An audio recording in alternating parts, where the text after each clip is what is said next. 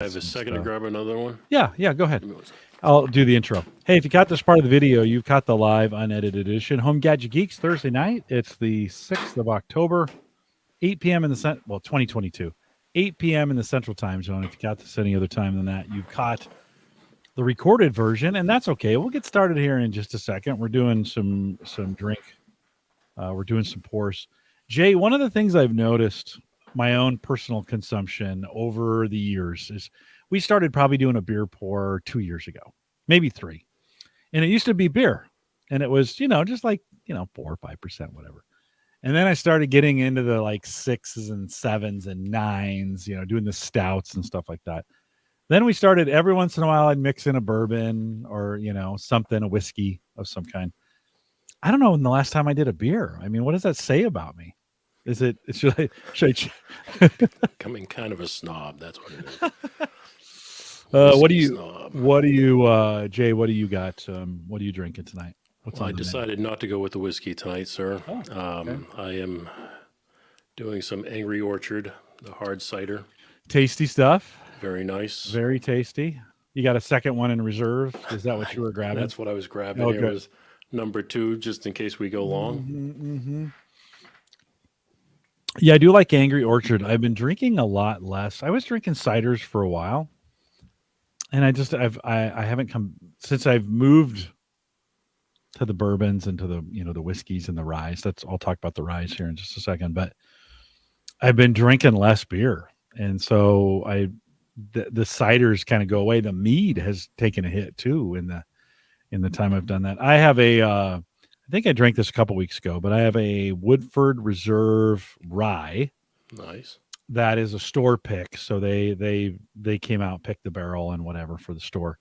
Super cinnamony, very delicious, not too much wood flavor. Kind of just a delightful. And so I've been kind of drinking more ryes. And I think I've said that on the show here recently, but kind of been moving.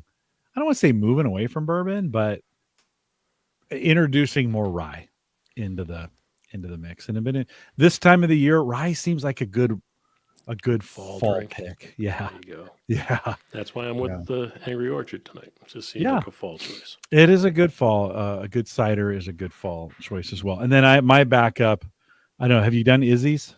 I have not. It's just sparkling juice, no alcohol.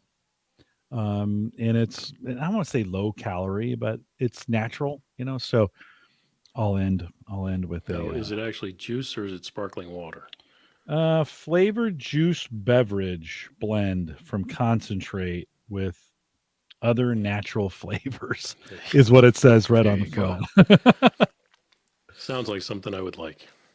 Pretty tasty. KDJ, welcome back. Good to see you. Savor the flavor of the awesomeness in you gents for sharing your delectable, sir, you are awesome. Scrumptiously, deliciously edible, tasty good, heartfelt thoughts about beer.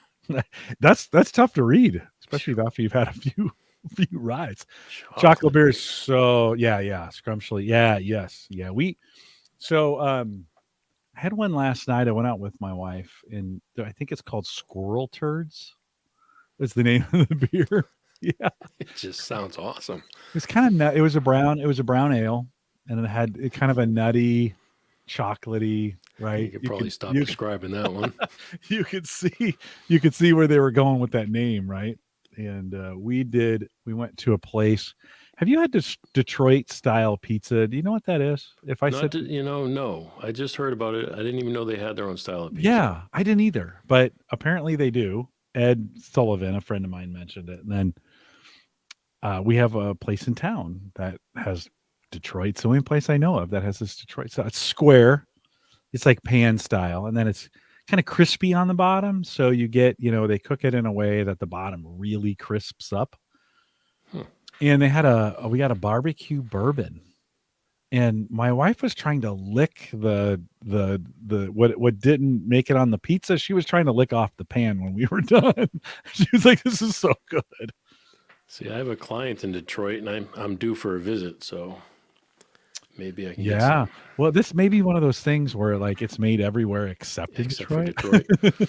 Like it's a legend. That would be disappointing. Yeah, no, I don't know. So there's this place back, I think it's called Backlot, something like that here in Omaha, and they were they started right at the beginning of the pandemic, then shut down for the pandemic, and then reopened, 9 months later or whatever. But they've got probably 25 beers on tap, and then he probably keeps, I don't know, 12 to 14 different bourbons, and he's got some rye and some other picks. So it's not gigantic selection, but good enough. And we just enjoyed sitting at the bar, having a Detroit style barbecue, barbecue and bourbon. Doesn't that sound good? You live in the land of bourbon, though, Jay. Like, Hey, I'm I'm a still little new to it. jealous.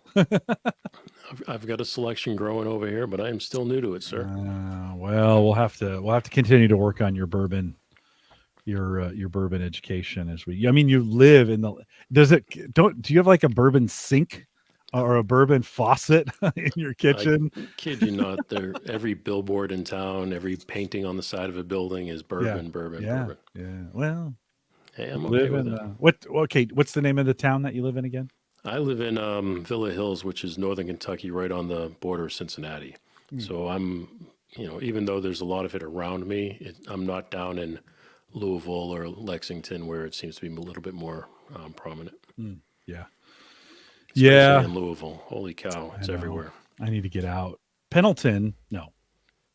Templeton Bourbon and Rye is just 90 minutes from us in Iowa, and they're kind of a national brand, and they have tours. And so I think in November we're gonna head down there and check out their distillery. Brian says tried a great amber beer last week, Devil's Backbone Vienna Lagers. That sounds good. I think it may be something local to the Virginia area that he visited last week. That's always I like a good amber. Um, some counties have piped gas. You have piped bourbon into the. That's awesome. Wouldn't that be great? Like, let me just pour it from the bourbon faucet. Yeah, you get hot, cold, and bourbon. Yeah. Wow. What a renaissance of bourbon. It used to be when I was growing up, my dad would drink whiskey, and it was just whiskeys were the bottom, literally the bottom of the barrel, right? I mean, it was kind of. I heard somebody say they make bourbon so that a Scotch tastes good, because Yeah, Scotch uses all those bourbon barrels. But it's funny. I mean, my office, I told you last time, I mean, right next to Buffalo Trace. I mean, yeah, basically shares a parking lot. yeah, And then Jim Beam is around the corner, and Woodford yeah, Reserve isn't too far away. And yeah. Can you get so Buffalo Trace is hard to get in some places? Is it pretty easy it's pretty to easy to get? get You here. just get it right from Yeah, yeah, I mean, I go to the yeah. corner store here and pick it up Mm. in about 20 different varieties. Hmm. I have not tried the rye, though, so I'm going to have to do that. Yeah, yeah, you should. And well, try the Woodford rye, and then see if you can get a double oaked. I don't know. Yeah, You double oak is the one I'm looking for. yeah, I have a regular Woodford. I just finished it off, but I had one. yeah, it's okay. Yeah. Yeah, regular's good. I mean, it's a good party one. So when you want to finish, my friends on One Nation Under Whiskey say, open it on Friday, recycle it on Monday. It That's kind was the of. first one that I could actually start picking out flavor notes on and things like Oh that. yeah, yeah, yeah, yeah. They make a pretty good double oaked too. And then Jim Beam has an extra. I think they call it now extra aged, and that is a little bit longer, and I think it's double oaked. And it's pretty good. Jim Beam is a company that it's way bigger than we think, and they make a bunch of different whiskeys and bourbons you've never heard of. Um, Their but property here is like a city. yeah, yeah, they're gigantic, and but they're, even some of their bottom shelf stuff's gotten pretty good. Um, so Bob says, "Is there anything that isn't sold locally?" Yeah, do you No, think? I can't think No. of anything. Yeah, I bet you'd be able to pick. Oh, that'd be a dangerous place for me. That would be It's dangerous. crazy. I mean, the local corner store here, and I truly mean local corner store, is rows and rows and rows, and about half of it is bourbon. Oh yeah, yeah. You would get thrown out of the county if you didn't. You got to carry it, right? And they have so many samples. I mean, if you walked in, you could leave. You go in there driving, you leave walking. Yeah, yeah, yeah. I got to get back out there. So my wife's parents were from that area, about an hour south, down in Moorhead. Well, no, they were in Moorhead originally, and then Maxey Flat, I think, is where they were. Anyways, we would just go all the time, but I didn't in those days. I didn't drink bourbon. I had no idea. Like we'd drive out there. The kids were young. We didn't have a lot of money. So here I was in the heart of bourbon country. Now this was 90s, so it still was in the early days of the Renaissance. But yeah, no, right on. It'll be interesting to see what's next. This can't sustain forever. It's got to move on to something, right? So, Bob says in chat. Let me bring him in as soon as it shows up here in the API. There we go. Bob says I'm envisioning a Costco like sample area with like That's 500 exactly samples. what it's like. Yes, sir. Yeah. Drive in, walk home. You Right. walk to every corner and you get a different sample of something. Pretty soon you're like, I need to call an Uber. No, I'm telling you, it's a mile or two from my house. And I drove in there to pick something up, and I said I should probably walk home. Yeah, no, it's good stuff. Bob, savor the flavor. I like it. What's good stuff? All right, let's kick this off. I've got. We're going to talk about some enterprise security, but I have a new gadget to share that I'll share up front. So Let's do that. all right, here we go. This is the Average Guy Network, and you have found Home Gadget Geeks show number 548, recorded on October 6th, 2022. Here on Home Gadget Geeks, we cover all the favorite tech gadgets that find their way into your home. News, reviews, product updates, and conversation, all for the average tech guy. I'm your host, Jim Collison, broadcasting live from the AverageGuy.tv studios here in a beautiful Bellevue, Nebraska. The fall could not be any sweeter this year. It seems like everybody complains about fall weather from time to time, like, oh, it's too short, whatever. I don't know, Jay, this year, I don't know what's going on in Kentucky, but it seems like fall is here, and I think we're going to get a couple more weeks of it before winter comes. How are things in Kentucky? It is here, and it is beautiful. I mean, Yeah, isn't it? This is the weather I wait for all year long.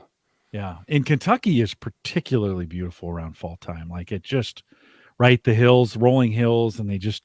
Yeah. I mean, a lot of people talk about Branson, but the Louisville, Moorhead, you're up near Cincinnati, man, such a beautiful part of the country. You just got to get out and see it.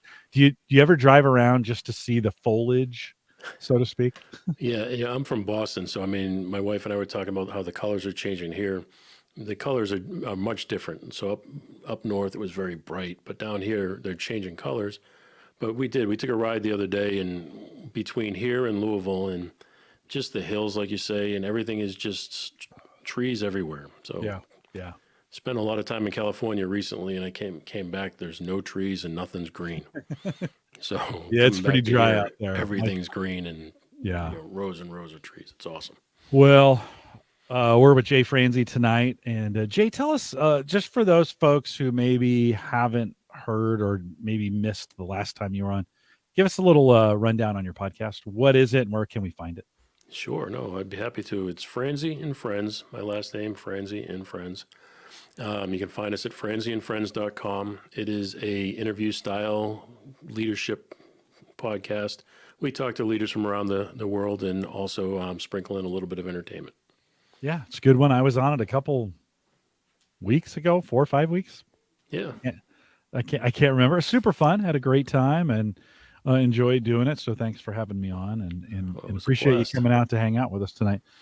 Big thanks to Ryan and Bob from thinkcomputers.org who joined me last week. We started the PC build, the VR PC build conversation, and walked away from that, built some parts. By the way, in the show notes, 547, I have a PC picker part list that I've started, and I'd love to engage in the conversation with you in Discord. If you go to the averageguy.tv/Discord, love to start the conversation there. I think over the next couple months, especially during Black Friday and all the sales, and I've got a thing I bought a couple days ago, which teaches me again I buy too early, but we'll talk about that here in a second.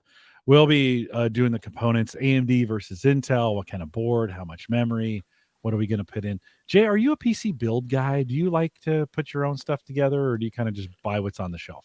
You know, I am definitely a custom person. I've started in the world of PC, but right now I'm a Mac guy, pretty Okay. strong. Yeah. I have both. I use both. I have a Dell laptop. I have the MacBook Pro. I'm currently on a Mac Mini for the production stuff here. Hmm. My work computer's a PC, so I do use both. I have an iPhone. Our work uses the Android phone, so I do bounce between both worlds. I do prefer Mac, but I do miss the days of building my own PCs and having just completely custom stuff. Yeah. Well, I'm back at it. It's kind of exciting.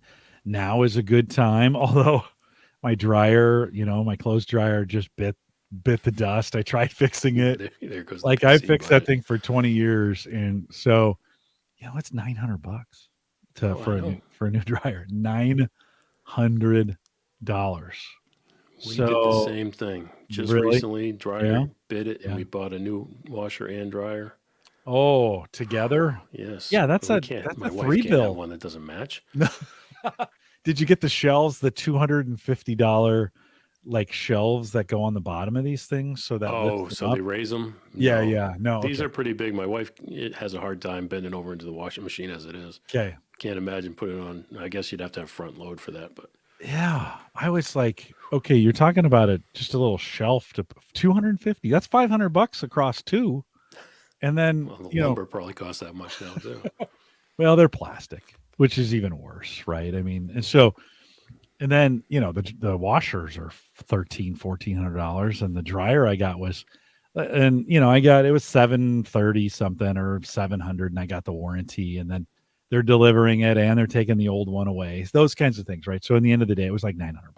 Yeah. And you're like, dang, that's that I could have gotten a pretty good video card for $900, right? But you got to dry the laundry, you We know. just did the same thing, Home Depot, and picked up, delivered the whole 9 yards. Yeah. Yeah. It's Convenience.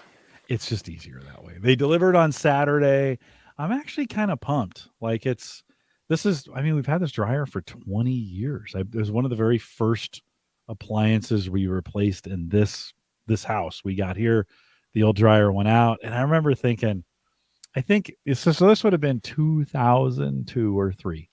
And I remember I think I paid 350 for it, and I was thinking, "Oh my How expensive. god, this is the most expensive thing in the world," right? And now, it's just crazy how those things change. Well, anyways, we're spending some time working through a PC build. Appreciate the conversation around it. If you want to talk about it, AMD versus Intel, what kind of GPU? We talk about coolers, cases, all those kinds of things. If you didn't listen to the show, it's kind of an old school PC build show last week. Big thanks to Ryan and Bob, who joined us. thinkcomputers.org. I think it's 547 if you want to go out and check that out. Jay, something I want to share with you before we get started talking about some enterprise security and some of those kinds of things with cams. But I bought a new TV this week and installed it on the deck.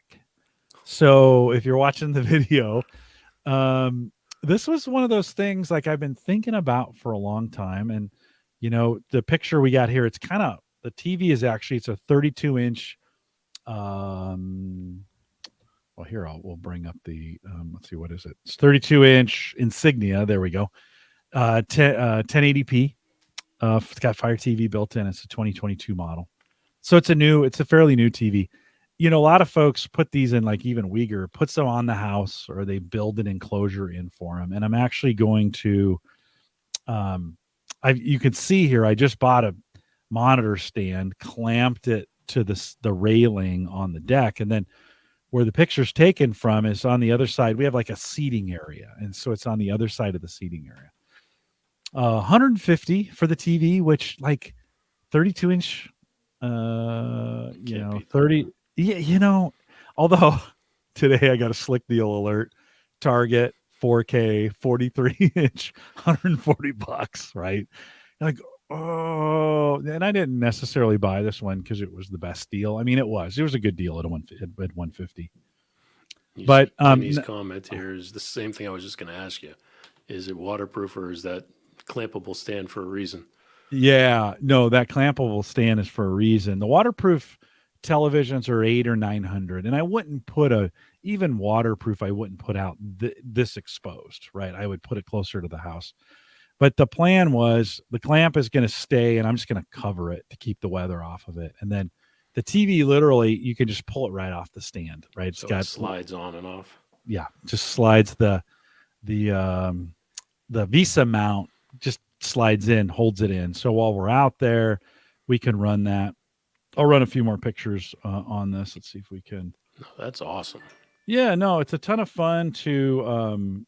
Let's see if I know how to do this. So this gives you, gives you another, kind of another look at the.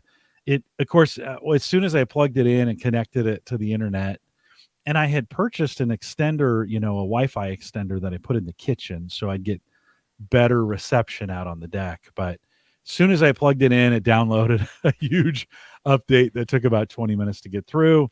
You can Takes see a it doing little, its the fun out of it. updating.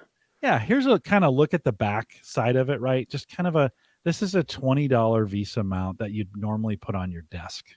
That'll just take, it's all metal for the most part, so I'm not too worried about the weather there. There's a plug that runs up for some of the lighting. You can see down at the bottom there. There's a plug that runs up for that I have that lighting plugged into, and this just has a two-prong outlet that plugs right into that. Jay, one of the amazing things is in an early picture you can see that yellow sticker. That's the energy consumption, right? This thing doesn't even use $20 of energy in a year if you watched it 5 hours a day. Like, it's $20. And that's based on like 12.5 cents, per kilowatt hour. And I think we're 10 cents here. So it's like, holy cow, have these things gotten efficient, right? So you can see it mounted on the side. The good news is I think we're just trying it here. Buying this kind of clamp allows me to move it around to a bunch, right? A bunch of different locations. Yeah, I never thought of doing it this way, but that's awesome. Yeah, kind of fun. And of course, the Colts and Broncos are playing right now on Prime. And but I brought that up. It was super easy. This kind of gives you the view of what you would see sitting on the deck. So it sits up a little bit, it's tilted down, so the screen is not, you're not getting the glare from that. That's 32 inches, so it's not the biggest thing in the world. I don't know if I would sitting on the deck. Yeah, for $150 and sitting on the deck, right? See, my back of my house is similar to the left of where all your stuff is. Left of my deck is a wall, but it's just blank. There's nothing there. My wife's like, we should just get a projector and project movies or stuff up on the wall. But to me, having a TV like this, while you're at my grill is in roughly the same place, and we have a little seating area right there. 32 inches would be more than enough for what we would use. Yeah, that's what I thought too. I mean, I think I could have done a 43, but then this was just. I could. Yeah. Do you think that's all the space that you have in there? I think it would take up too much space for what we have. Yeah. We want to watch some football and maybe some things out there on a nice evening, have some, maybe play some YouTube music videos or some of those kinds of things. What's out there? KDJ says still naked in the elements. So I'll bring the TV in, and it's actually in right now. So it literally, you just unplug it and bring it in. And I don't want it out there anyways. Like, I don't want my neighbors. I don't. I don't want it. I don't want it back there. So the mount allows for really easy. Put it on, take it off, and then I'm gonna buy another mount for the treadmill. And today I have a little 1440 monitor on there, and this baby's going on the treadmill. It's okay. That's what I'm all about. If it's worth doing, it's worth overdoing. So, especially one that you can use for both purposes. Right. Get the same style mount and just slip it on both. Yep. And so that's where it'll rest on the treadmill, in front of the treadmill. And then when we want to bring it outside, just unplug it. Chances are I'm going to be, either inside or outside, not using both at the same time. So So what's pretty. the clamp like? Because Uh, it's got to, if you put it on a treadmill, it's going to be tilted. So would it just start? oh no, the clamp is, or the treadmill. The thing I have on now is a full floor mount, so it's got 4 wheels on the floor, and then it's got a pole that sticks straight up to the top of the treadmill. So I just need to buy an adapter to go on the top of that fits this mount. Kind of like an Yeah. AV stand. Yeah. No, it's exactly like an AV stand. Yeah. Yeah. Yeah. So, um, so this is probably true, Bob. Bob says Jim hasn't admitted that the screen is actually in front of him right now. So Bob, you don't know how hard it is to. I've been trying to think like maybe I'll put the screen down here. Right, I have 9 screens down here right now. So it's like maybe I can find a spot to put the. Well, No, I no. did that, Jim. I've got one right in front of me. Yeah, Not the computer monitor, but I use it as a second monitor. It's actually on the wall. yeah, Kind of comes out if I need it to. yeah. It's a Samsung. It's, I don't know, maybe 40 inches or so. But it's beautiful. It's got all the built-in, channels and stuff. So it's got built-in channels. It's got Netflix, all the same type of stuff. No, listen, I'm addicted to screens, Jay. I just am. I can't, like, if I, in a perfect world, I would only have screens, like my walls, screens. Yeah. Right. That's just what I'd have. Let's, I used to have 3. Brian's asking me a little bit about, he says, this is a special stand clamp to release it easily to bring it back in. If so, do you have a link to share in the show notes? So I'll throw this link in the show notes, but Brian I'll show it to you right now. No, not special. It's just what you would normally do is you would connect the VESA mount to the monitor, and then it's got just through gravity, right? It just slides together so it holds it in place. And then typically you'd put a screw in the top to kind of lock it in. Well, I don't really need to lock it in, so I'm going to leave the screw out. And that just allows you to kind of pull it in and out. How does it keep from sliding all the way down the pole? So there's a clamp here. Let's go back to let's see if I got a picture of it. Oh, this is the TV. I'm not showing the post. Hold on. Let's go to you'll get to see my ordering habits here. Let's see. There we go. On there. There's the switch for the dryer that ended up not working. Okay. So here's the clamp. Yep. And you can see here's the VESA connection. And then I think if you go behind here, you see this. So that VESA connection has got brackets, and then on the clamp itself, it just slides into that piece. And then it's just clamped to the pole. But do you have to tighten that Allen wrench there to? Yes. Yeah. So you put it in the position you want on the pole, tighten it down, then it stays. The pole stays there. It's done. Yeah. The head swivels here. So I can swivel this head to either turn it up and down or side to side. Right.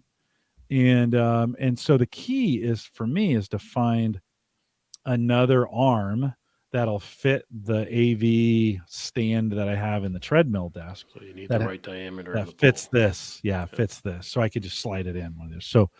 So Brian, that's how it works. You can see here this was $25. So not terribly expensive for a stand like that. And it just literally installed. You can kind of see down here. Here's how there's an adjustment to clamp it to the pole, an adjustment to do this. I don't know what camber adjustment. I don't know what that's called, where you tilt it down or tilt it up. Just call it tilt. Yeah, there you go. Tilt. And then of course there's a good picture of how the VESA bracket fits into the clamp. So pretty cool. Listen, yeah, not a bad price for utility you get from it. What I'm finding in this space, like these things used to be a little bit more expensive, but they have dropped. Like monitor mounts have dropped to the bottom. They're $20, 20, 25, $30. And they get your monitors off your desk, no stands. I didn't even install the stands that came with the TV. So, I'm pretty pumped about sitting out on the deck watching a little TV and Right, that's what I'm saying. You're gonna be out there with your laptop, and you'll have a HDMI into the screen there. it's You're very gonna be possible. doing everything outside from now It's on. very possible. Well, and because it's a movable mount, it'll allow us to move it around kind of, we might, and I've got plugs all over the deck, so we could kind of put it on either side. We got some flexibility with it. It literally takes a minute to move it. So it's a That's cool awesome. gadget. Buy $170 probably with the mount and say 175 with the mount and the TV. That's a pretty good, it's not the 900 I dropped on the dryer, but it's, You'll it, get more use out of it. I will get a lot of use out of the dryer, but I'm hoping to get a No, lot of you'll use get out more of the use out of the TV. TV. Yeah, I hope so. I hope so indeed. So, well, Jay, last time I had you on, we kind of ended the show talking a little bit about what you do, and we said, hey, in this area of kind of enterprise security and some of the especially in the space in the camera space, right, having these things that kind of watch what's going on. I think in the interim I had a guest on where we talked about the AI and what they do. It's basically putting a human between the AI and the police, basically, right? What they do. But I said I'd have you back to talk a little bit about what you do. So reacquaint us with that area that you do, and let's talk a little bit about this. Sure. No, I work in contract security, so we provide physical security, manpower, the actual people that go in and secure buildings in transportation centers and so on and so forth. I mean, hospitals, universities, tech campuses, all of the major tech companies we've secured, if we're not securing currently.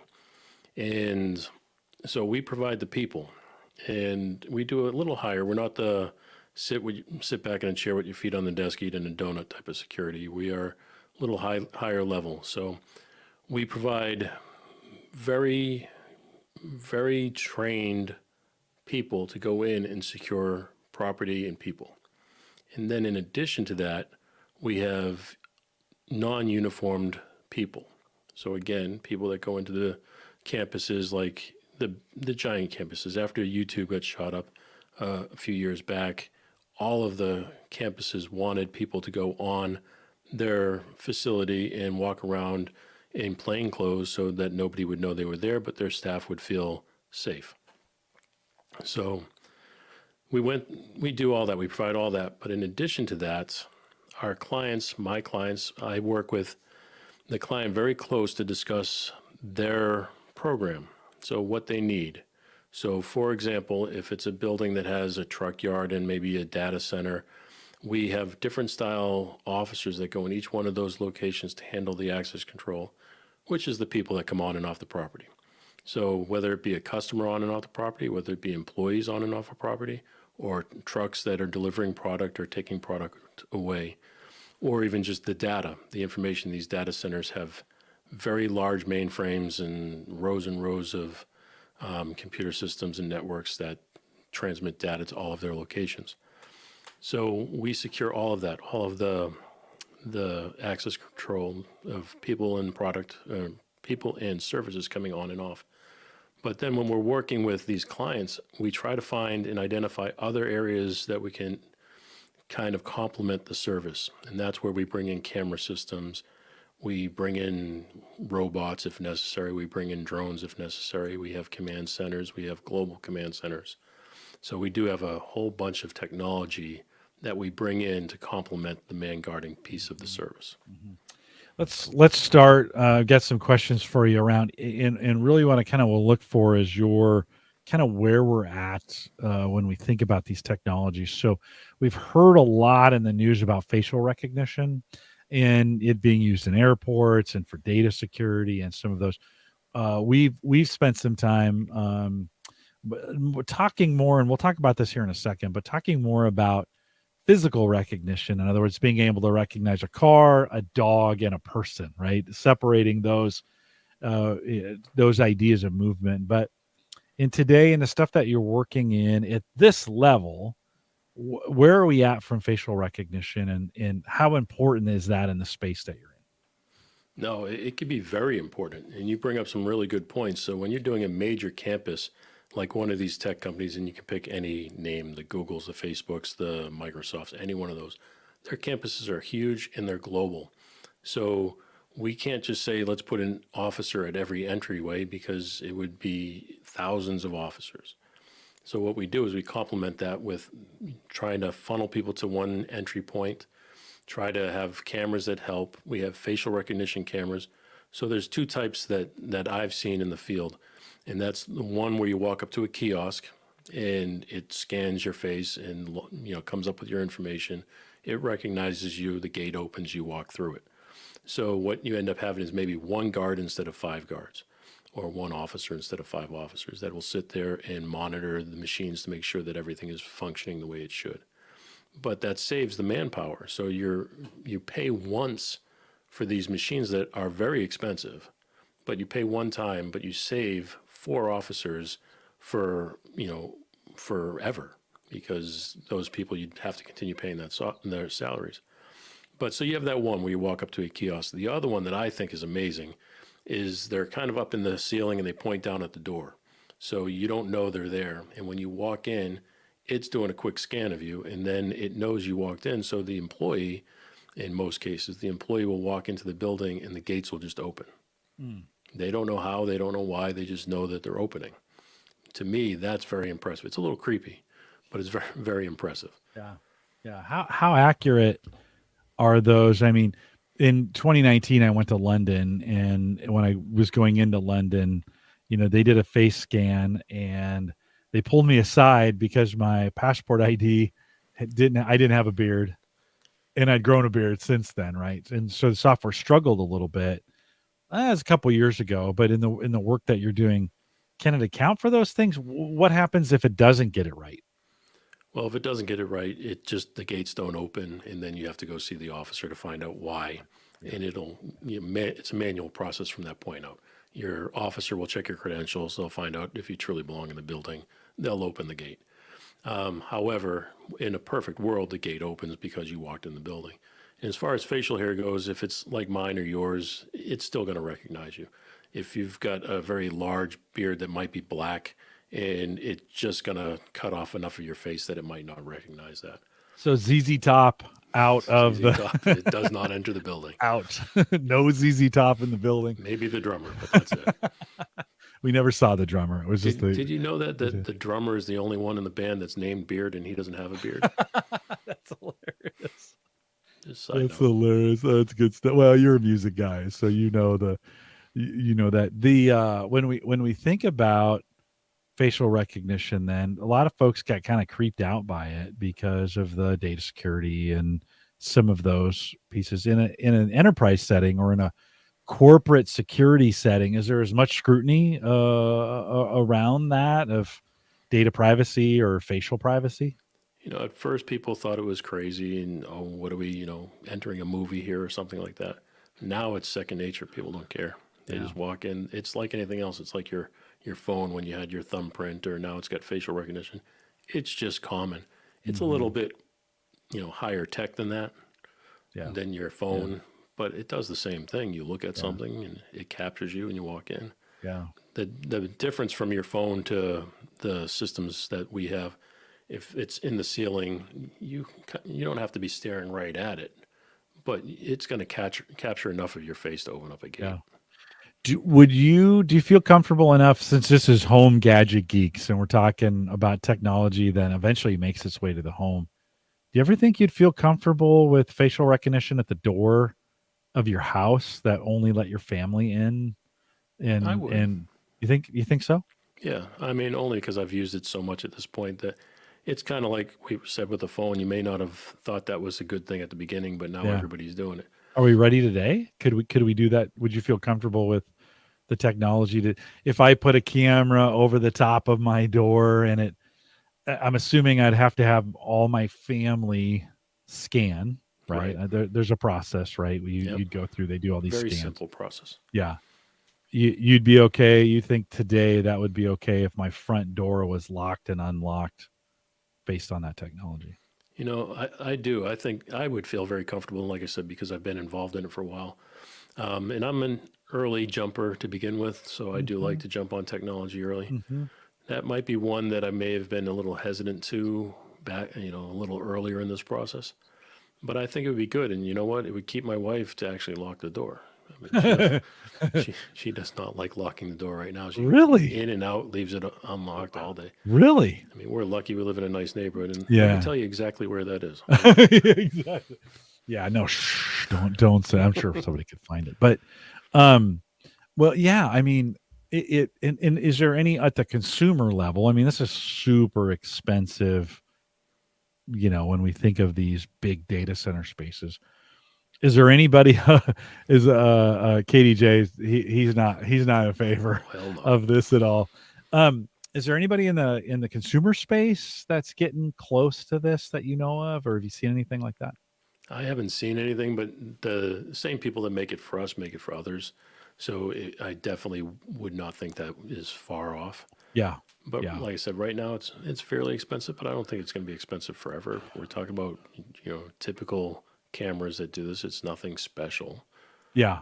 Well, Sighthound, who we've been following, Mike Uyghur, introduced me to that. They do kind of object recognition, and this is the area where it differentiates a deer from a banana man from a Right. human, right, type thing. And so that is down at the consumer level, but I have yet to see that kind of integrated in with Your access. door. Yeah. Yeah, access certainly could be. You think our door locks have gotten really good over the last 3 years now. What I think most people don't realize with door locks, right? So if you're going to automate your door lock, your door has to really work. Like it has to shut and shut perfectly Right. every single time. And if you have one of those, you're like, oh no, I got to kind of jimmy it or pull it in or like, whatever. Not going to work. No, it's not going to work on those. Those things won't work. But in the area, so how are you guys when we think about object recognition versus facial recognition? Do you guys use that, and how are you finding it helpful? We do use it. We don't use it in the access control portion, but what we do is use it out in the field. So a lot of our fields are large truck yards. Some of them are just open land. Like we have one of the power grids. So it's just massive amounts of open land before you hit the next power station and so on. So what we do is we have camera systems staged at strategic locations across the property, and it will recognize the difference between a person or an animal, or the wind blowing or making a sound, or something going by the camera that might not quite be a person. So it does recognize all that stuff. But what I like about it, in addition to that, are these cameras can talk to you. So if it does detect a person in California, unfortunately, the homeless population is so large that people come onto this property to try to just find a quiet place to sleep Right, or set up camp or those type of things. And because it's private property, they're not allowed to do so. So what happens as soon as they reach a certain point on the property, because you wouldn't know what that point was otherwise, but as soon as they reach a certain point, the camera will light up and somebody in a control center will see that, and they're able to talk to that person through the camera. So they can just let them know, hey, you're about to enter private property, we're going to need you to turn around, and so on. And if the person turns around and walks away, then problem solved, everything's done. But if they don't, then we can send either machines, the robot style camera systems and stuff, or most likely what we do is send somebody out in a golf cart to go say, hey, we need you to keep moving on. Move on. Yeah, and oftentimes, do you find that's effective enough to just a voice coming on over the camera and saying, "Hey, you can't stay here. You need to move on," is enough?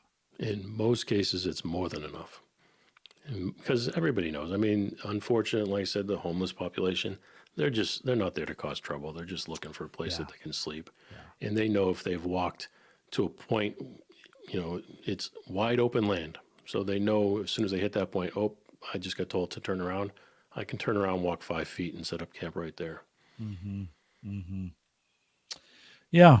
You mentioned you've said the word robot a couple times. Oh, Tell me how you think. Like I think we're thinking like, get off the property, kind of thing. What? How do you guys? How are you guys when you say robot? What do you mean? oh, these are awesome. These are Really? absolutely Okay. awesome. There's three main types of robots that I see out in the field. Now, these are not that common, okay, because they're expensive, and most facilities that we secure don't have a need for them. However, when you do see them, they are awesome. Now, the first one that I used to see all the time was a small little egg-shaped thing, kind of looked like more of an R2D2 style robot. Maybe 4 foot tall in kind of that egg shape with heavy base, kind of like a Weeble, wobble but won't fall down Mhm, style thing. mhm.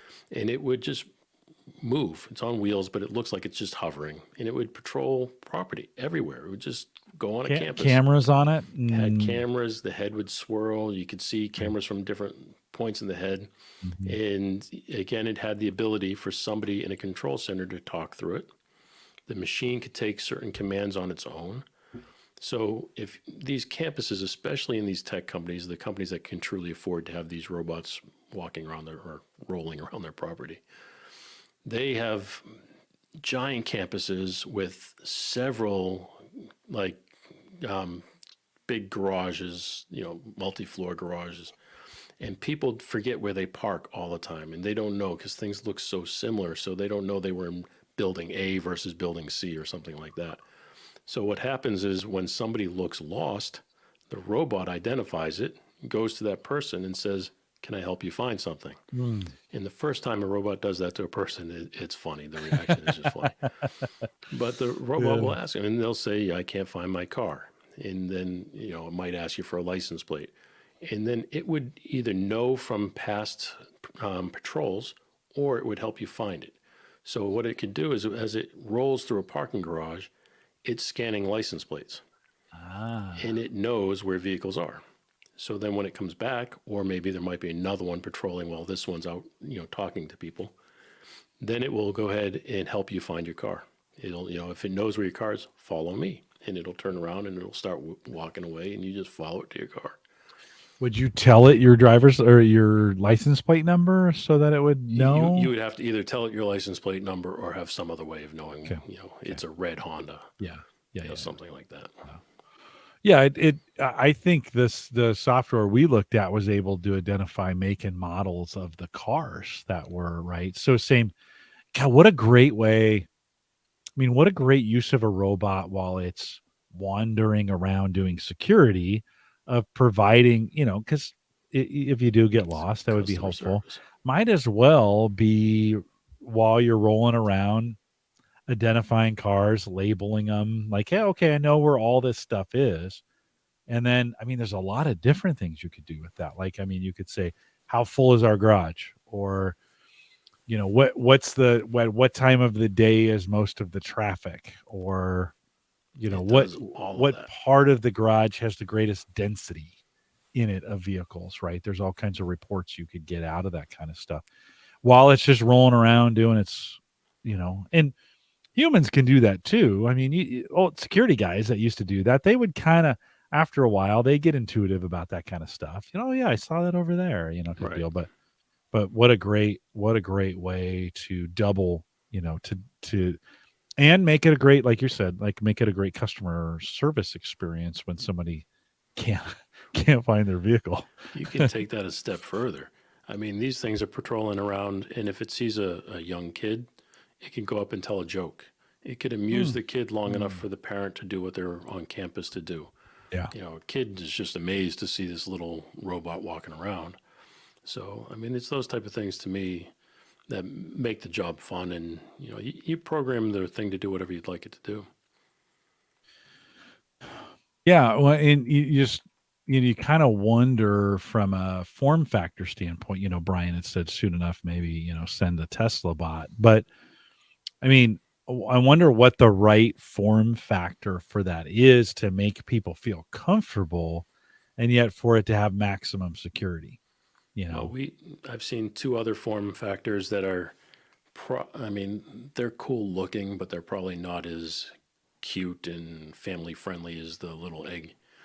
But there's another one that is kind of like the C3PO type. It's made to look humanish. More humanoid. Yeah, and Yeah. it's much more rare than the little egg because the egg can go places. You're not worried about it falling over. The robot has to be on a flat surface, and it's more of like to me, it's more like a gimmick. It's a concierge type thing. So when somebody walks into a building, the robot can say, who are you here to see, or Yeah. how can I help Yeah. you? And somebody in a command center can communicate through that robot to the person. Yeah. So you kind of cut down on staff and traffic, but it's not very exciting because if that thing were to step just an inch off, it would fall over. Yeah. Well, and that's the thing. And like, I don't know if I'm all that excited about humanoid looking robots as opposed to more functional devices that do exactly what they're designed to do. They don't have to look like humans. Like I think sometimes we think, well, we'll make it look like a human.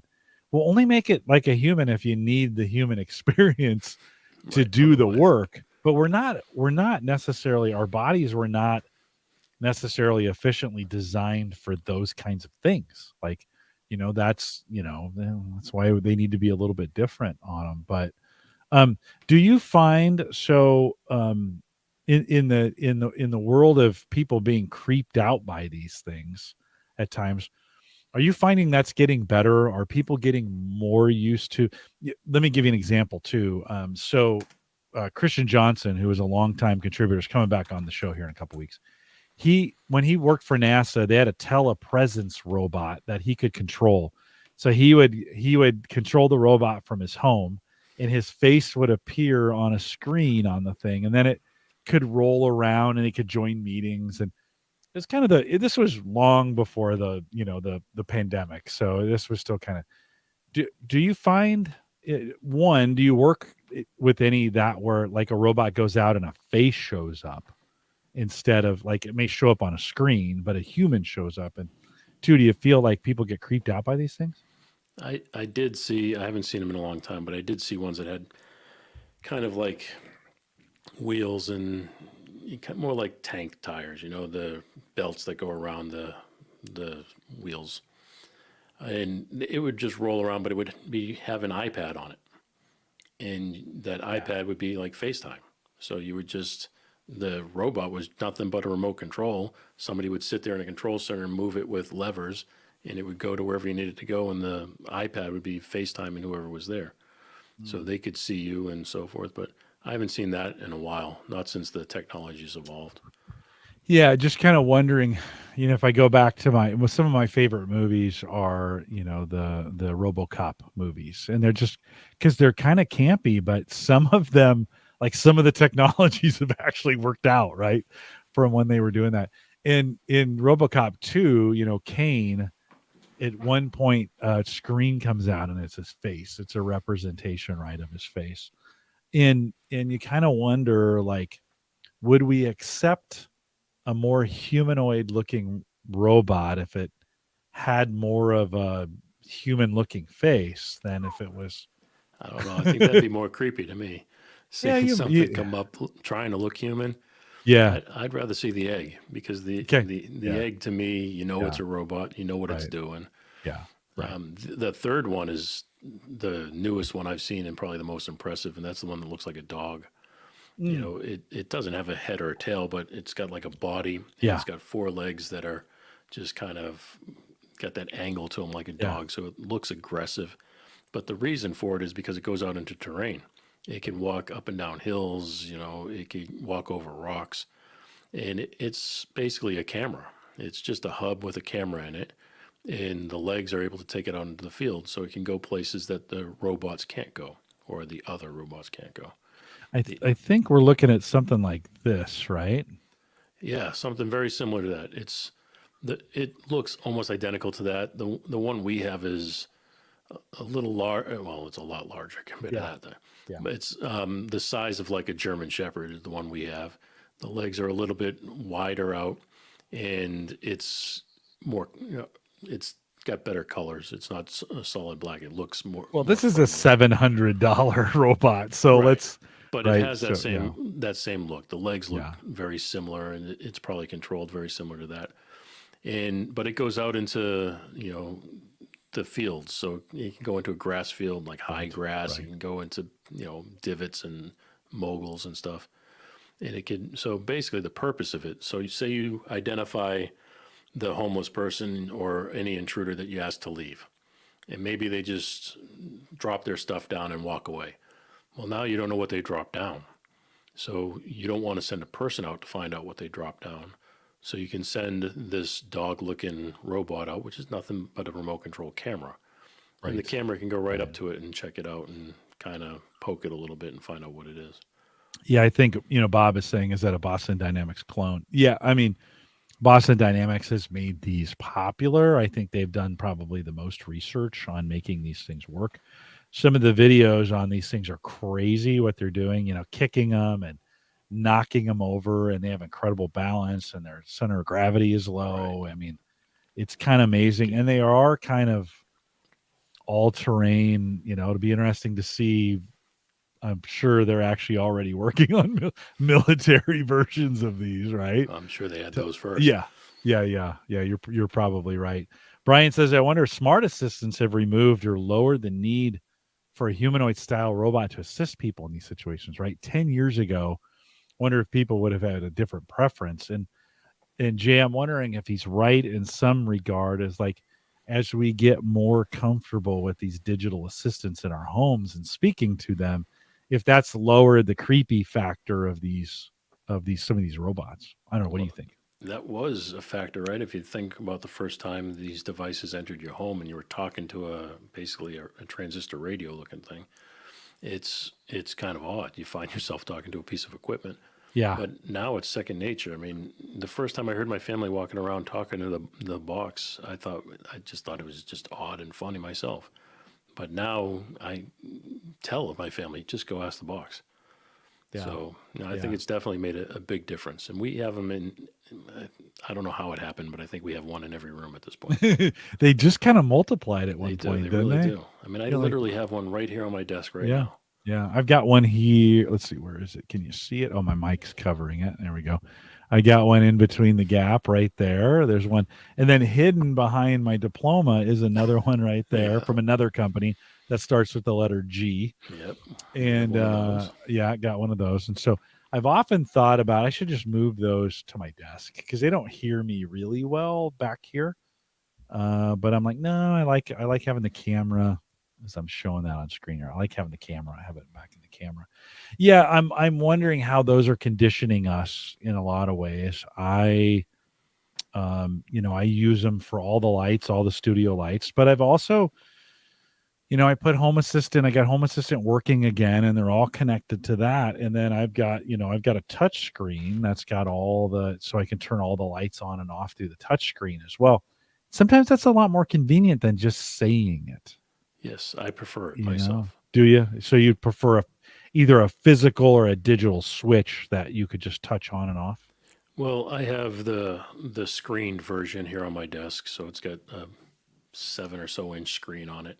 So it's kind of like either a little TV looking thing, but when you do have the Hmm. point, it's kind of like a tablet. So most cases, especially when there's people around, it's much easier to just tap it than it is to talk to it. Yeah. Yeah. Yeah. Now, other things like these type of devices, I enjoy like talking to them. I much prefer to Your talk. phone. Your phone is Yes, what you're showing. Yeah. yes. Sorry, the phone or Yeah. any other handheld device like that, because to me, I would rather talk a text message than type one. So I would rather have it play the text message than actually read it, especially because I spend a lot of time in the car. So that's one of the greatest things is the Apple Play to have in the car, and it reads your messages to you, or you can just Hmm. dictate one to it. I think that stuff's amazing. Or tell it, hey, please read my last email, and boom, it's reading your email for you. So I'm a Stargate fan. Have you ever watched Stargate? I have not. The okay. So in the series, there it's kind of a futuristic kind of thing, but they always have an earpiece and a microphone that comes down. no matter where they're at, right? And they can tap on it and it'll communicate. And it's just an easy way for the show to get, to get around the communication problems that would exist normally. But that is a style of like communications and I know, we tried to put these Bluetooth things in our ears and make a short microphone. They were just terrible. Although I heard a pair of Jabras the other day that were just dynamite. They were just in the ear. You couldn't even see them, and the sound was great. So maybe we're getting better at that. But I'd rather have the assistant. I mean, I'd wear a full-time microphone to make sure it's close and it sounded good. I'd wear that full time. And I know that didn't get a good, like when we did Bluetooth, Bluetooth stuff that way. I don't know what, 8 years ago, 8 years ago. Right. The public hated it. Inch and a half. Right. Yeah. The public hated it. Like because people would walk around, yelling their phone conversations at people. Right. But I still, if I had a thin little wire that would come down and have a microphone on it, and then it would allow me, and I think we're getting close to having some Google eyewear or something along that does that. That's the kind of the form factor I'm looking for. I would much rather have that than to your point, to hold up a phone and talk to the phone. Okay. First of all, that is the most gigantic first world problem. I like here I am saying I have a supercomputer in my hand, right? And I don't want to talk to it. I'm not sure I've been any more arrogant, actually. And well, let's turn it back to something positive, right? You got your earpiece there. I like the things that so people know you're on a phone.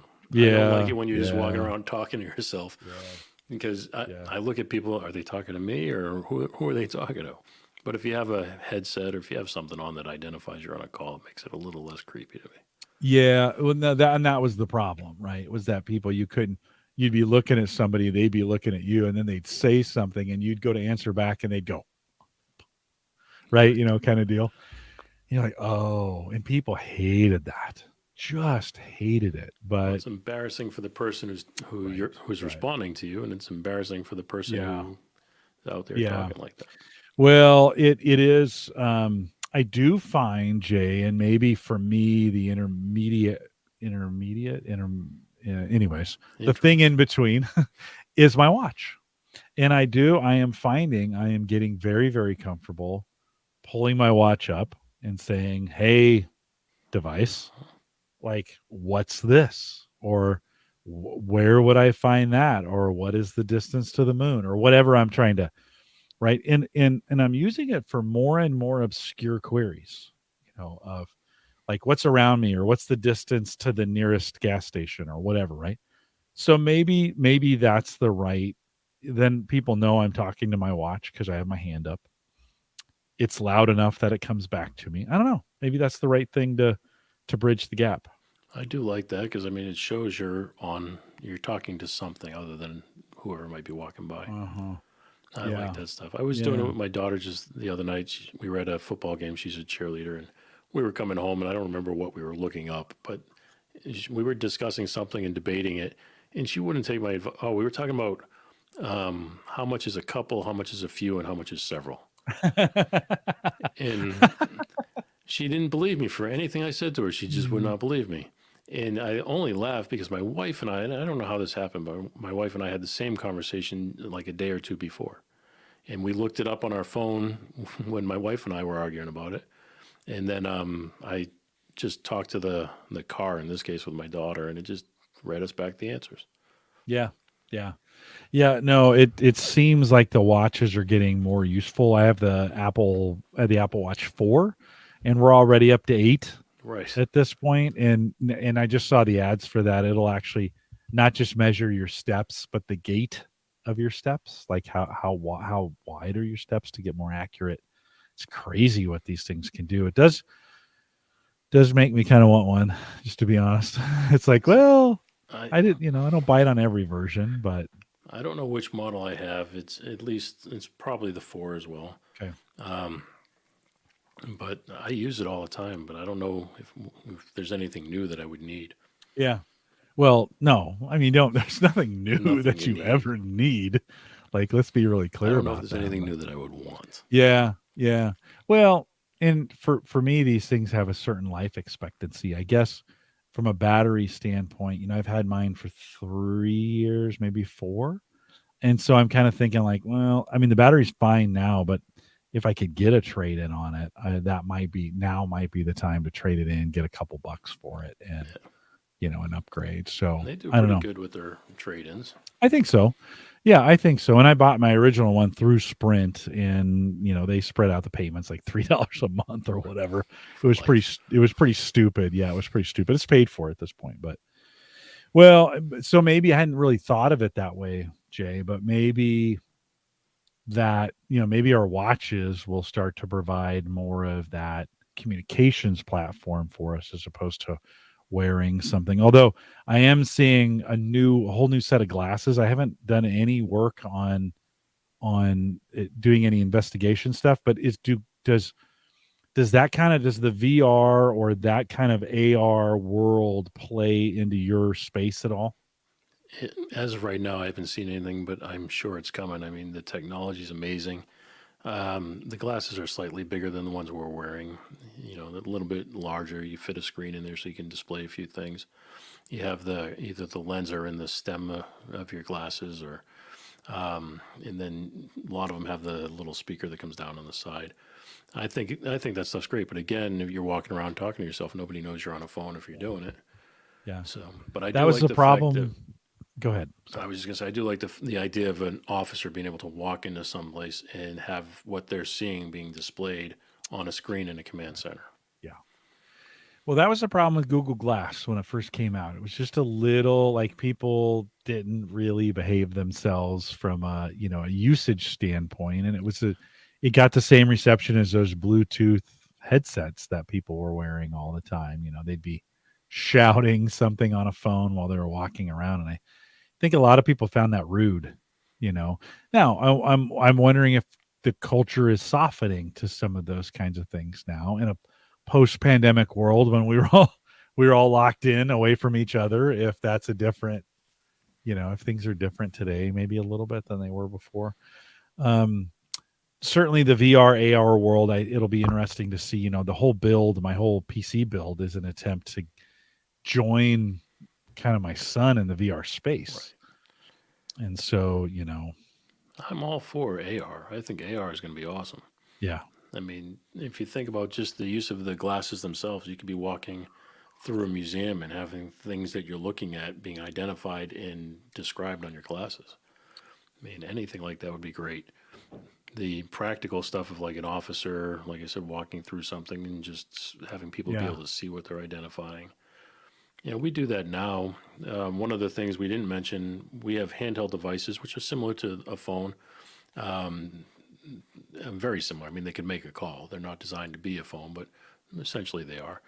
And officers can go in the field and they just hold that phone up to like a different doorway and it identifies what door they're at.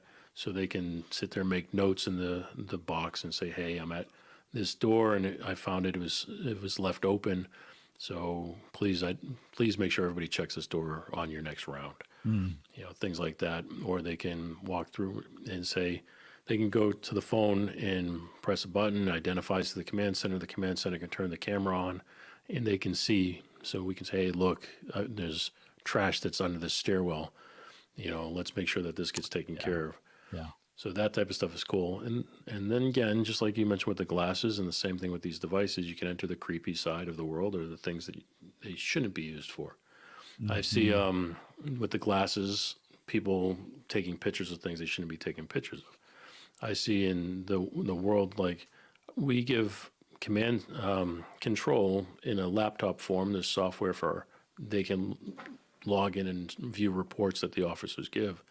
But one of the other things they could do if we allow them access to do it is they can access the microphone and the camera on the device. So they can if they haven't heard from an officer in a certain period of time, they can turn on the camera and microphone and they can find out where that officer is. Yeah. So it's kind of a little Big Brother-ish, but it's designed for safety purposes. But people use that. Listen, in a civilian type environment, like that may be creepy. In a security kind of environment, you're being watched. Right. Right. It's a different it's a difference of expectations, and I don't think there's any. Certainly, if I'm a security guy and it's an area. I mean, there may even be some military applications for that when you think about being able to turn it on and see where this person is, or what have you. Yeah, in those kind of environments, I don't think that's Big Brother. I think that's security. Well, yeah, Again, the line that's what the between purpose is. security and surveillance is Right. very close, right? But you said it Yeah, perfectly. You know you're being watched. You're the one correct, watching, and you correct. know you're Yeah, being watched. And it's for your own safety. That's the yeah. purpose behind it, is for your safety. Consent is the key, right? Well, Is the yes. difference on that, right? And consent. Bob was reading my mind. He said Jim will have issues with AR. He'll be unsure of how many screens to project, right? Um, Jay, I was just going to ask you this question. I mean, that may be one of the things I was thinking of, like in a true AR environment. A lot of the processes that I do at work require, or I'm more efficient when I have multiple screens. And I'm not doing much with them except looking up data and copy and pasting stuff over. In an AR environment where I could completely have a custom interface for that, I could literally sit there with a hand controller, set those monitors to be exactly what I wanted in the workflow, and then do my job inside of AR, which would be way more efficient, to be honest, than in real life, IRL, right? So, Bob, like maybe I need to hurry up and get this video. I just kind of thought, yeah, I do these as an example. I do these processes every month and I just got a new file today. All our certified coaches, we send them a newsletter on a monthly basis. I get all the bounces.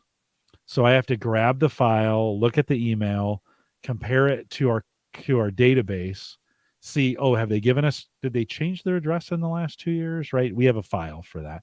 Then did it okay, so who are they? Where is that? And then grab their name and go over to LinkedIn if we don't have a secondary email address for them. Find them on LinkedIn and send them a note. Now, I think, do that all via AR if I set up those screens. I couldn't because it's at work and they won't give me access to it. But let's just assume for a second I could. Right? That should work in an AR. That would be an efficient use of work in an AR setting, don't you think? I think it'd be awesome. I mean, all I think is the average person is going to walk around with a set of glasses, and they'll have that one screen in front of them that they do everything on. And then I picture people like myself having a few screens, and then I picture you just having a Oh, wall of it would screens around it would you. only be screens. Like I don't yeah, I don't know what that just makes me feel comfortable. Like it's I like like a seeing warm everything at blanket. one time. Yep.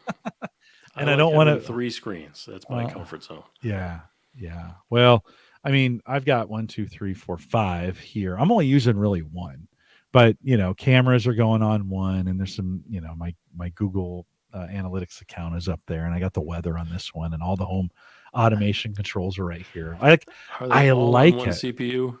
No, they're spread. I got the Mac.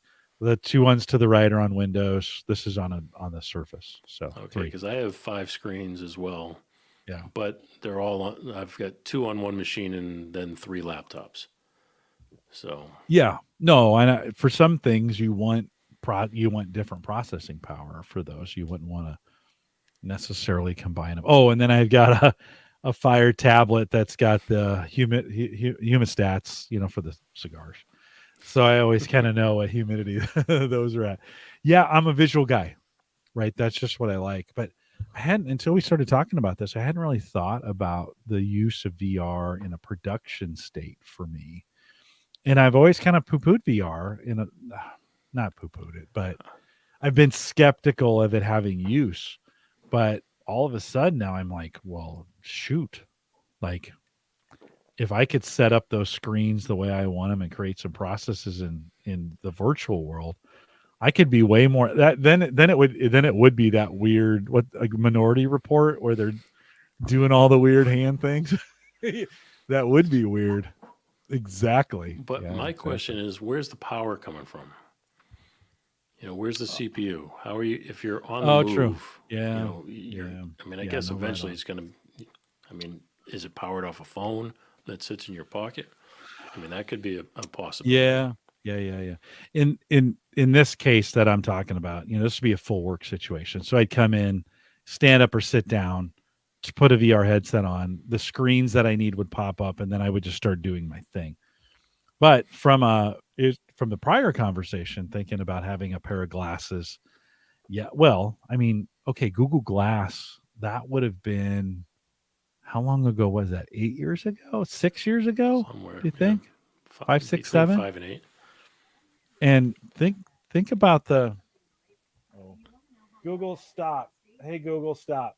Like I said the word. I invoked the word and she just went crazy. You did it. I did. Think about how more powerful our phones are now than they were then. So much. You know. Absolutely. Yeah.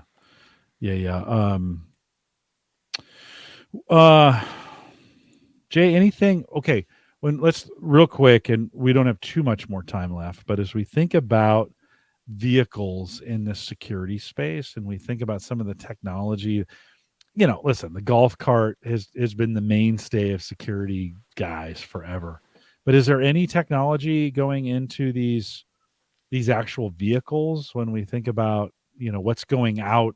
Somebody's got to go out and do something. A human does. What kind of technology are you using in those kinds of vehicles? We have all sorts of different levels. Anything from a typical economy car that just does patrols around a parking lot to something a little bit more robust like a SUV that might go through a little bit rougher of an area, and then we have pickups that go through the terrain and so forth. But the ones that impress me the most are armored vehicles. So again, they don't get used as often as other things do, but Yeah. when they're needed, they do get used, and they're just impressive. I mean, you see these thick doors, that like real safe like clunk when you're closing them, and those are filled with technology as well. I mean, they're usually manned by two people, so you have a driver and then you have somebody who's watching what's going on, and that person has access to similar to a police car where you have a laptop that's strapped into it. So you have your typical technology, and you have radio systems that you can communicate back and forth to the command center, and you have cameras, you have GPS units that'll follow the vehicles around, any of the vehicles, including the golf cart. So I mean, if somebody were to just hop in a golf cart and take off, you would know where they were at all times. And the GPS units are small enough and hidden extremely well that you wouldn't know they were there. Mm-hmm. And then the other things, we can tell if the vehicles are being abused. So we know how fast they're going. We know how quickly they're coming to stops. There was one job site we have that the tires were being replaced almost weekly. Oh, I mean, it was rough, and literally burning the tires off the car. it was brutal because if you think about it, we have to build the stuff back to a client, and we usually do it based on a fee. We don't just sit here and say, okay, we're going to calculate every little thing. We say we're going to estimate gas will cost us this much money. We're going to estimate this how much a car payment would be, and so on. And we might say, hey, this vehicle is going to cost you $1,500 a month. And the client would say, okay, and they pay $1,500 a month. But if you throw on a new set of tires, even if it was monthly, you're talking about an extra $500, $600, $700, Yeah. depending on what kind of vehicle it Yeah, is. for sure. And we used to patrol a dump, an actual dump, and the trucks would drive through and over trash and stuff, and they'd puncture tires all the time. Mhm. And I mean, we were replacing those tires. It could be daily in some cases. So if we aren't able to build that back to a client, we have to find some other way of doing this. Even puncture resistant tires don't work in a case like that. So maybe we don't use that vehicle to patrol every portion of the property. So there's things like that. There was one other robot too we didn't mention, and it kind of looks like those little vacuums, the Rumbas or whatever they are that walk around your house. If you go into these facilities, these warehouses like Amazon's or the big warehouses, they have little robots that have like what looks like a train of baskets behind them, and they'll just go around the floor and maneuver. And they know if somebody walks in front, they'll stop. And the first time I saw this, it was amazing to me, and I was just blown away by how many robots were walking around the floor. There's hundreds of people or thousands of people, and there's a large number of robots all over the floor. But you get used to them, and after a while, you don't even realize the robot's there, or Yeah. you're looking for the robot. Hey, where's my parts? I asked that robot to bring these parts. Yeah. So it's funny. Some of the stuff is just hilarious to me. Yeah. Yeah. I thought of it. I'll end it on this. I think I was chatting with Ed Sullivan the other day, and I thought of this great use. I've always wanted a security drone or a security, yeah, drone would be the right thing to use. Where if the cameras detected a movement, it would take off from it'd be in an enclosed box, and if it detected movement, the box would open up, and then it'd shoot up into the air, start filming, and then start moving towards the movement, right? Well, okay, so th- thinking of a drone in that, in that light, and then so marry that with your Peloton bike. So, say I want to do a bike ride across the country. I can send my drone out, and as I'm biking, it'll actually be flying the route, right? Showing me where I would be, if I was actually on the route, where I would be, what was around me, what was doing. Like, how cool would that be? Wouldn't that be cool? If it's raining, you got a mister in your face. Exactly. That'd be awesome. Because I did this for a while. I used to be on the bike and I'd watch YouTube videos of people who would bike certain trails or certain roads or whatever. It's much more enjoyable than just sitting on a bike doing nothing. Now, Peloton changed the equation by putting, fitness instructors on these things who would tell you crazy stories, and they were super hot. Like, you wanted to watch this stuff, right? Because it was, but to put the two of those together and be able to in real time say, hey, I want to, I need to control this drone and I want it to follow this route as I'm biking at the speed I'm biking or whatever, running. I mean, any of those kinds of things the drone could replace you from having to be out. You'd still be doing the work, right? You just wouldn't have to be out in the elements. Well, that would be awesome. I mean, we use drones as well. I mean, we use them to go just fly around a facility and check on something. Same type of use as one of those all-terrain robots. Fly something out, check on it. But the downfall to all this technology that we haven't mentioned is battery life. Yeah. The little robots, they know where their home base is, and when they start to run low, they go back to their base and charge up. Yeah. The drones have to charge up for a certain period of time. They only last for like 20 minutes. I mean, they are not long-lasting things. Yeah. Yeah. Maybe I need a robot bike to be the so instead of me. Let's be real, we're not biking for more than 20 minutes anyway. So. You're probably right. You're probably right. Yeah. You're probably right. It would, it's it like would Bob mentioned Tesla earlier. It's like, let's be real. I mean, Teslas, you got to charge them every so often. You drive for 300 miles or whatever it is. Yeah. The bike, we'd ride for 20 minutes, stop and let the drone charge up. Well, and I wonder how long before we have enough collective information about certain areas. Think about, Google Maps and them sending out cars. And yeah, they're only taking pictures, but I imagine at some point we got to get to a spot where AR or AI would be able to stitch all that together in a way that would be more realistic from a movement standpoint. So you could actually, with a set of VR goggles, move through that area and it would feel pretty real. Yeah, it would feel, and different than a 3D created model where somebody's making it up, right? This is actually based on real, we're constantly scanning, you think of like the Grand Canyon, right? And you could scan that, doesn't change a lot, right? So you could do a complete scan of the Grand Canyon, and then in theory, you could take walks through those areas that would feel more real. Yeah. Feel more realistic than just pictures, you do the Google Maps and it shifts picture, which is still amazing. Well, like I use that all the time to start looking at places I want to go, just check it out and that type of stuff. Yeah. Well, good stuff. Imagine where we'll be 10 years from now. What do you, as you look ahead for what you're doing, is there something that's we're not doing yet, but that you can really see on the horizon that's coming? That's kind of exciting. I don't know how, I'm not the guy that can reject these Yeah. things. Yeah. I know some of the things, like we talked about the robots, they keep advancing throughout the years. One of Yeah. the things that I thought was very impressive is we have camera systems set up at the front of the buildings where people drive onto the property. Every single license plate gets registered. So it gets registered at that point. The robots, if you have it tied up, they know where their car is going to be going. So things like that watch every little thing you do. Yeah. But no, I mean, I just think these robots get more impressive every year. So I'm expecting them to just do more work as the years go by. Yeah. I mean, there's a whole bunch of technology that it's not quite as exciting, but it does really cool things that we haven't talked about. Yeah. So it's just technology is like it's ever growing and expanding, and Yeah.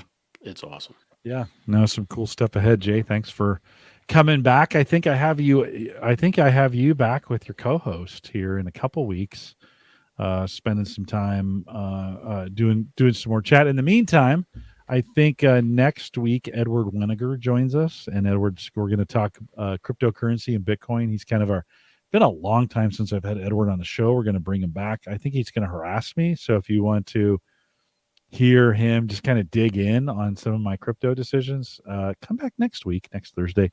You want to do that. And then Christian is back the week after that. And Jay, you're here, and Marv V joins us. Dave from Mac Geek Gab will be the week after that. And we're getting dangerously close to Thanksgiving here in the United States. So, Jay, can you hang on for just a second? Absolutely. Love to. All right.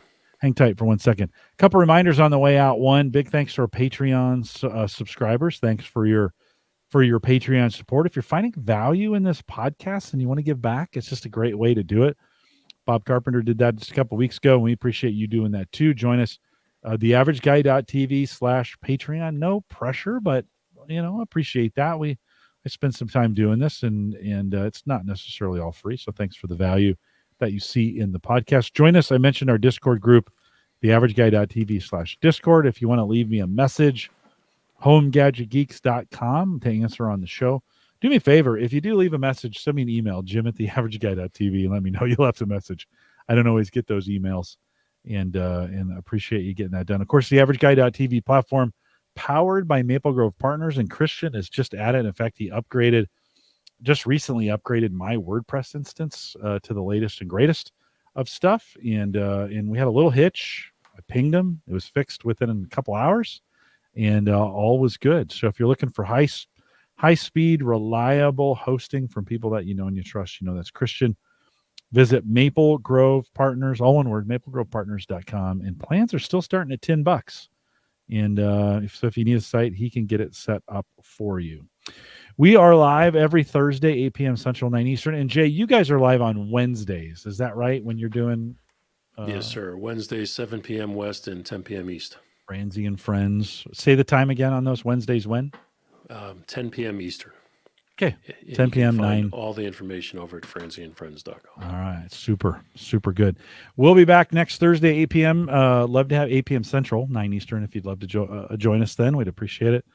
For those of you, Bob and Joe, KDJ, always good to see you coming out. Dan was out there a little bit. Ken was out there a little bit earlier. Brian, thanks for joining us. We'll be back next Thursday. With that, we'll say goodbye, everybody. Jay, thanks. We'll stay live here. We're in a little bit of post show. Any questions that we didn't answer in the show that you guys listening live wanted to ask? Oh yeah, Bob's up in Canada. He said Turkey Day's on Monday, so that's coming up for them. We don't have Thanksgiving here in the U.S. for a little while. Brian, thanks for that. Kind of a fun show tonight. I enjoyed it. Always makes me want to, Bob, thanks. Happy Thanksgiving to you. Always makes me want to go think more about drones when we talk about these things. They are awesome. They're incredibly fun, and the cameras are getting so much better. Yeah. I mean, these cameras look like movie cameras. Yeah. I mean, you talk about screens. You walk in these command centers that have, say, 20 screens in front of you. And these screens are huge. They're like almost like movie theater size screens in some cases. And you've got an image from a drone that looks like you're looking out a window. I mean, it's beautiful. Yeah. Yeah. Bob says he remembers the YouTube video of the security robot that went for a swim in a fountain. Oh, we've had And plenty. some of the early days, I mean, they're getting a lot better. They're getting scary good. Yeah, You no, they're know? much better. But we've had plenty of those experiences. Have you? Oh yeah, absolutely. Like somebody go get the robot out of the drink. Go get the one that fell off the cliff. How about Yeah. that? Oh, In California with all those oh yeah. high hills and stuff. Yeah, especially some of those expensive properties, By the right? time it reaches the bottom, forget it. It's dust. That may actually be another as we think about of the combination of VR and drones is you wouldn't have a controller here. You'd put on a headset. Maybe they're probably doing this already. You'd put a headset, yeah, and you just control it in the VR space, right? Seeing what the drone sees and flying it. Yeah. You put a sensor there and it knows what you're doing. Uh-huh. But Yeah. then you look like the person walking on the street like this. Well, I don't think VR is something we're going to do out in public. I always think that's going to kind of be in a private space. Oh, see, I think it's the other way around. I think no VR. Sorry, VR is You're thinking AR. Yeah, AR to me is public. Yeah. Yeah. And did you think? See, I think AR controls are a little bit different than VR controls because in public, you got to be a little more discreet, right? Don't you think? And then you can't just be like flying your hands around in public. That's what I was saying. You're walking down the street with your fingers. Yeah. No, I The think hell is you're that right. person But I doing? think VR to me, I can see many more applications for it. So when you're out in public and you're doing things, eventually there's going to be so much of it out there that you can look at places, you can look at signs, and it'll give you more information than what you would see on a sign. Just the same way our cars do now. And you were talking about the GPS systems or the Google, and sorry if I set off your device, the G devices out there that have the camera systems all over the place, and they've take the still shots. But back in 2012, the security vehicles had your GPS systems, and it's very similar to what it is today. You had the Garmin systems that had a map, and you just follow a little triangle on a screen. But there were some of the vehicles that actually had not just 3D rendered, but actual pictures of the cities you were driving through. So you could see the city before you even reached the area you're going to. It was a much easier way to navigate a vehicle because you could see the sign, you could see the buildings. And that is just getting more and more advanced. So Yeah. Well, a 3D rendering map overlay where it instead of the directions on your phone, right, it's bringing that in a very faint but heads up display. It's showing you, turn here, go down. Yep. Is much more useful, than even it being projected on the screen. It's got other problems, but Shelby, thanks. Shelby says, great show. Thanks for thank you, that, Shelby. Shelby. Yeah. Well, it'll be interesting to see heads up displays in fighter planes. Yes. In cars, they've tried and they've got versions of them, Nissan but I'm not sure normal people are just ready for that kind, right? I mean, because we're talking about it having to kind of work for everybody in a car or whatever. So I don't know. You mentioned that some of our clients are the autonomous vehicle companies. And you walk into the buildings and the vehicles are coming and going from their facilities.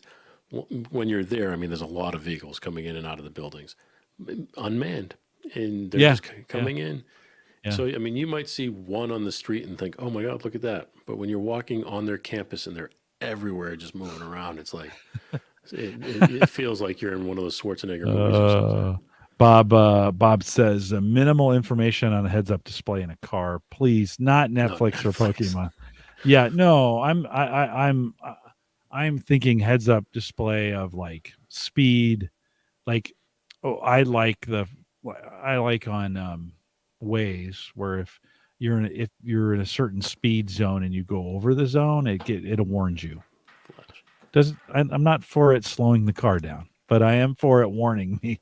Like, okay, I need to make sure at least I know, hey, at this point, or directions would be a good thing, or information I need to know about the car, whatever, right? Some of those kinds of things.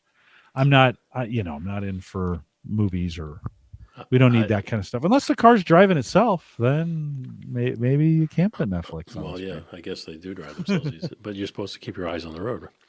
Apparently, yeah. Bob's comment about Netflix reminded me. I had a 2008 Infinity, and it had the little 5-inch display for your GPS and everything at the time. But if you put a DVD in, it would play the DVD.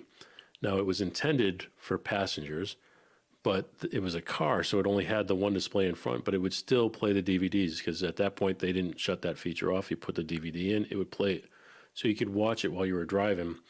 And, the part that made it worse is it had a heads up display. So it's supposed to be there for your GPS or to help you with that type of stuff, but it would play the DVD that you put in. So that was long before they figured out we should close these things We down. should probably not. Well, I mean, Tesla has a big old screen. I have a 17-inch portrait in, is it 17? It's pretty big on my Subaru. And I mean, that's a big old screen, right? Now, it shuts off when you're driving. It shuts certain functions down. So there's certain things you can't do. It won't let you play videos or download video apps or some of those kinds of things. But Play tic-tac-toe or something. it's a big old screen. Like, Yeah, and I kind of like it. Teslas are huge. Yeah, those are big. Those are big. I tell you what I don't like though on my Subaru. It's the only thing I don't like. They move the heat and the HVAC to digital. And I want physical control. Like I still in my wife's car, she's got the littler screen, but I for HVAC, that the entertainment system in my 21 Legacy is woefully underpowered. Woefully. And sometimes it takes a while for that. So you start up the car and it goes through, it boots up and it goes through its things. Like I just want to get in a hot day. I just want to get to the air. Now, I mean, if I was smart, I have a remote on my phone. I just turn that thing on before I got to the car. That would be the smart thing to do. See, mine, but I have the remote start. So I make sure that I set everything to where it needs to be when I get out of the car. Yeah. You know what I need is a geofence for my remote start so that it says, hey, whenever I get within a certain distance, or I could say, hey. I'd have mine starting when I walk in the kitchen. I wonder if there's Siri integration with that where I could say, hey, then get the watch to. Well, your Apple Play doesn't start till the car starts, and most of them have to be plugged in or on a charging pad. Yeah, I guess I have an app. So I have an app on my phone that will start the car, right? But the question is there an app? Does that app go to the watch? Do they really want me starting the car from the watch? That's the key. Why wouldn't they? I mean, why not? Well, I would think so. I mean, security. I guess if I put the pin, if it made me put a pin in, right? They do facial recognition before they start the car. So they know it's me starting the car. They don't want anybody else just starting the car. Find your phone and, oh, look at this. There's an app. And then you walk through the garage and see when it starts. Exactly. Well, that would be awesome. Yeah, exactly. Well, guys, if you join us live, thanks for coming out tonight. Always great to see you. Thanks for the conversation. We appreciate you guys joining us live. And come back next week. We'll do it all over again. A lot of crypto conversation next week. And I'm looking forward to it because I haven't talked to Edward in a while. So we'll see you guys. Jay, that for sure. It's going to be fun. I think he's going to rip me a new one. So Jay, you hang tight. If you're listening live,